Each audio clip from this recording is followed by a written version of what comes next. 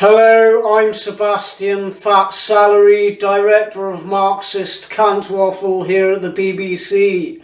Obviously, there's been a lot of uproar over the past few days about Gary Lineker comparing the government to Nazis regarding their attempt to stem the flow of illegal immigration into the UK. A lot of pearl clutching among far-right extremists and racists on social media and in the Daily Mail and such like. Listen, I just want to assure everyone who still pays the licence fee, and I know there aren't many of you left, that the BBC remains entirely committed to impartiality.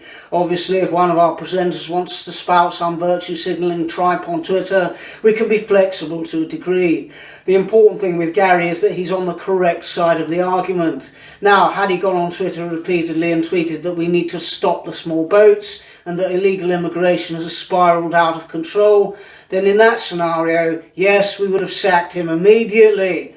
But as long as Gary Lineker is blurting out the kind of extreme political opinions we can all get behind here at the BBC, then we're prepared to be somewhat accommodating about the whole impartiality thing. It's always refreshing to hear someone compare something they disagree with to Nazism, and invariably a sign of high intelligence.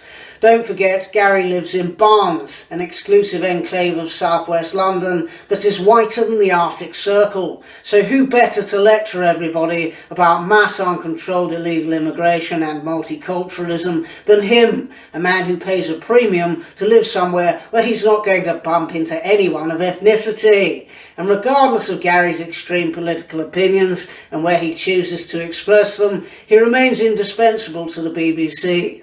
A bargain at just £1.3 million a year, he really is exceptionally good at reading an auto cue. We fully support Gary and his compassion for the oppressed, and we do hope that he'll get around to paying his £4 million tax bill soon.